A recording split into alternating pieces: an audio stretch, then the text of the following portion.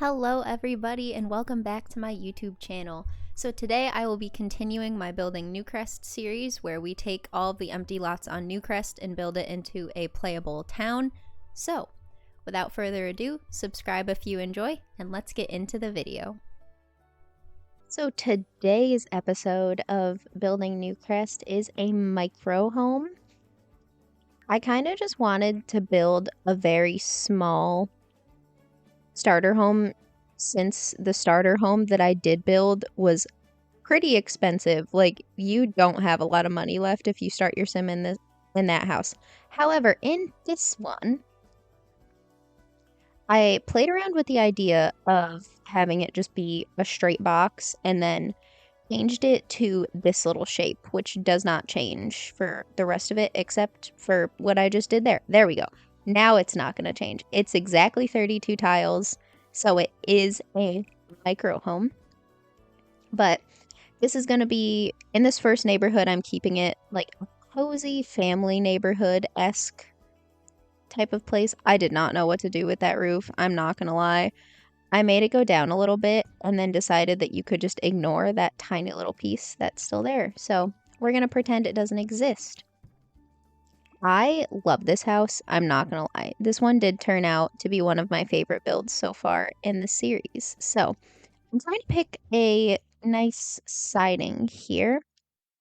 I ended up going with just wood paneling on it. I think it looked really cute. It went with the little vibes I was going for. I just put some white trim on this one and then added some columns to the outside. So it is very tiny. I did actually play test this house because of how small it is. It is a fully functioning house. There is nothing that does not work. It is all functional. So I use the tiny home door mostly because A, this is a tiny home. 2, I just really like it. I think it's cute. I switched the wood swatch to something that matched the paneling a little more. Thought about doing the same to the columns and then opted not to.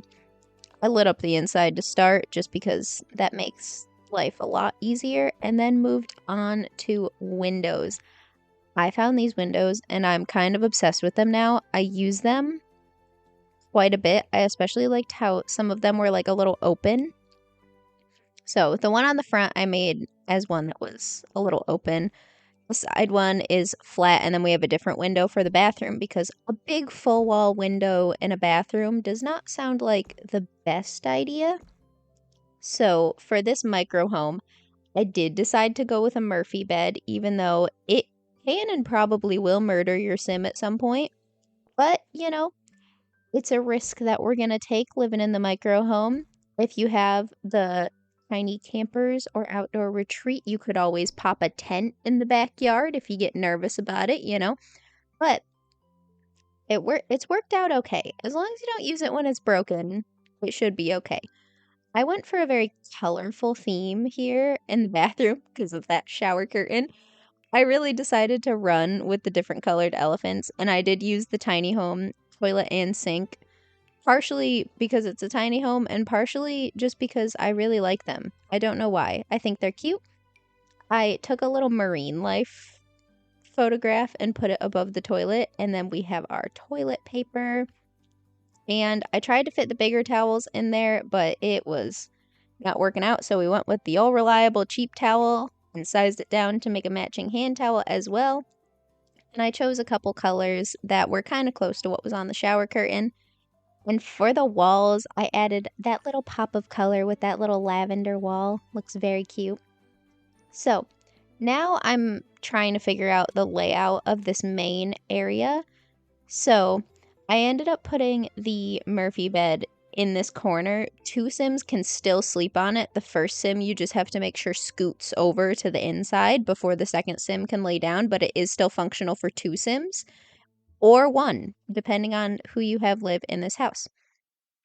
For this, I shoved the door into the side and decided to put the fridge there instead, and then kind of realized that we were not going to have space for a full oven. So I matched up the color of the counter as best I could to the Murphy bed and the TV. I put in a dishwasher and that little top cabinet oven, and I made it yellow. It kind of matched the picture on the Murphy bed and stuff. So my thought process here was that they would have two slots of counter space, a dishwasher for their dishes, but also if something happened to the dishwasher, you could still use the bathroom sink. And I also, since this house is so small, we had a lot of room in the budget, so I decided to squeeze a desk and a computer into this room. I believe, yes, I switched this desk out for a smaller one, and I again match it to the TV cabinet and the Murphy bed. And I just put a little laptop on it. I contemplated the idea of, ooh, I'll put a whole streaming setup on this tiny desk, and then did not do that. It's a little plant right there to warm it up a little bit. There is still no wallpaper or flooring, and I popped another plant right there. But finally, we're putting some flooring down in this. Just a nice wood floor to pop down. And then I saw this wallpaper, and with the yellow countertop oven, I kind of wanted to do a fun wallpaper and make this house a little more poppy. So I went with this white with gold accent wallpaper, and I love it. I think it looks so cute. This house is very different from what I normally build, but I really enjoy how it came out. Pop the tiny home rug right on in there. And then decided to put some things on the walls, which there wasn't a ton of wall space to do so because of the huge windows. But popped a couple things on there. I believe this is a curtainless house. I did not put curtains on it. But I did make a little windy path that I hated, so I redid it, and that's what it looks like now. And that's just what it's gonna look like.